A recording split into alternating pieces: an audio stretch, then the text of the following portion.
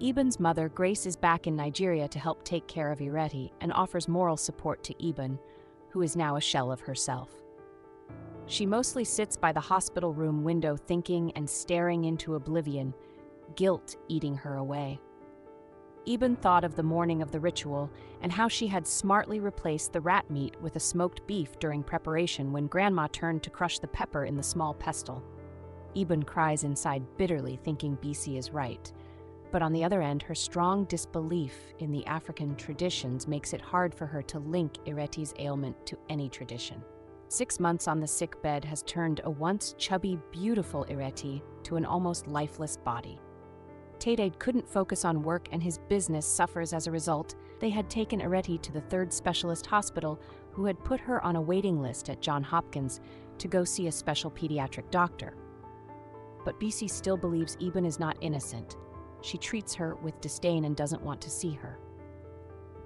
According to BISI, a true African mother would do anything for her child, even if it's to eat a live rat. Out of anger, BISI had told Ebun to confess what she did. "You know what you did to your child? Tell us now, instead of wasting my son's money in the hospital." She nags. Ebun pays BISI no heed. She thinks the woman is just a tradition fanatic. After the trip to Johns Hopkins, where the doctor had told them IRETI's case is rare, and there's nothing they could do to help that the Nigerian doctors are not already doing, Ebun could no longer hold it in. One evening at home, as the family waits for IRETI to give up the ghost, Ebun confess as they hover around the sad room. "Maybe the tradition is true. I had altered the birth ritual that day," she murmurs. TADE looks up sharply. "What did you mean?" Ebun then narrated how she switched the rat meat with a smoked beef she ordered the day before the ceremony, thereby altering the years of tradition. The whole family is shocked, and TADE couldn't believe his ears. He asked angrily, "Why did you keep this to yourself until now?" He suddenly remembers his mother's word. TADE turned to his mom. "You knew something is wrong and you did not tell me." BISI wants to speak, but TADE just walks out angrily. Ebun crawls to where BISI sits, begging her, "Please help me save my baby. I don't want to lose IRETI. Please help me call Iya Agba." BISI dusts her hands off angrily. "So now you care about not losing your precious child, your only child for that matter. You should have thought of this, Ebun, before indulging your foolishness." BISI shouts, then walks off to her room to call the village. That same evening, the family travels down to village, where the head of the family told them they would have to redo the 8 days ritual to save IRETI from the clutch of death. And now there's even more concoction to be prepared for both mother and daughter duo. All this time, TADE is not talking to Ebun. He had told her he will only forgive her if IRETI survives. Because of this threat and the fact that she admits she is wrong about the tradition not being the source of IRETI's ailment, she readily agrees to go to any length with the rituals in order to save her child. IRETI and Ebun was kept in a special room, where Ebun would, at interval, pray to their ancestors to forgive her naivety and help bring her child back to life. During this period, she was made to eat all sort of weird concoction and other rituals, so IRETI, whom the Iya Agba says is roaming the spirit realm, could be returned back to the living realm. By the 3rd day, there is evident reduction in the size of IRETI's stomach, plus she is looking more alive, but she is still unconscious. With days going by, IRETI's stomach is now almost back to normal, and her once shallow breath is very strong now. Ebun, seeing the miraculous changes, decides to ask Iya Agba the reason behind the family ritual. Iya Agba has no choice but to indulge her curiosity. She thinks Ebun, after all, Ebun had experience. It's time to tell her the family history. Once upon a time, Iya Agba begins. The Akingbade family is known for their wealth and affluence. They are one of the greatest family in the village, and they have the largest slave in the entire region. They use slave on the farm, and also make use of them to transport their farm produce for sale from one village to the other. But they had one rule. Slave must and can never have children until they earn their freedom, which is almost an impossible feat to achieve. If you're found guilty of this crime, you will be punished severely, and after birth, the child will be taken away to be sold off into slavery.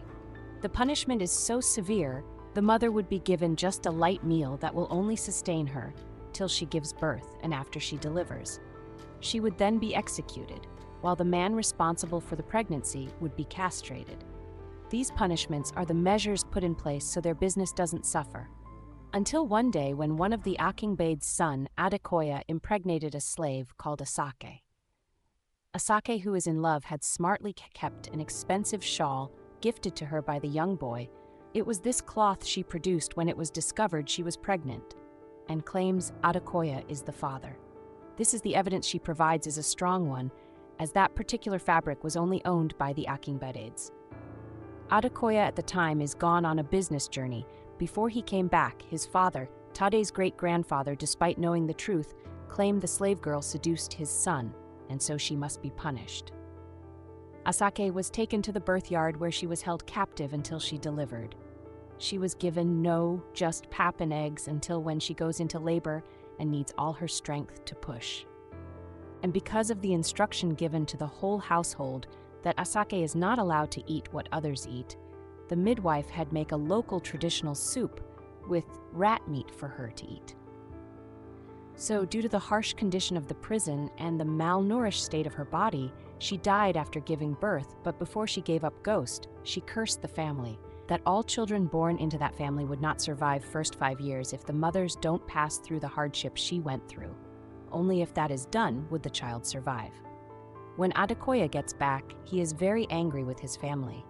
He went to meet the Ifa priest to invoke Asake's spirit and begs for forgiveness.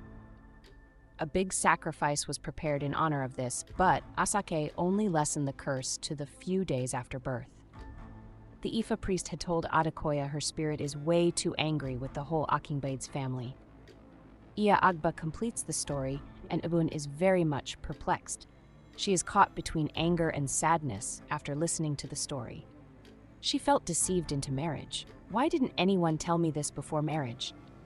Why did you people keep this heavy burden a secret to me? She wails. Iya Agba sighs. My daughter, that is the tradition. As a mother, we all just bear the cross of motherhood, she replies. Ebun stands up angrily.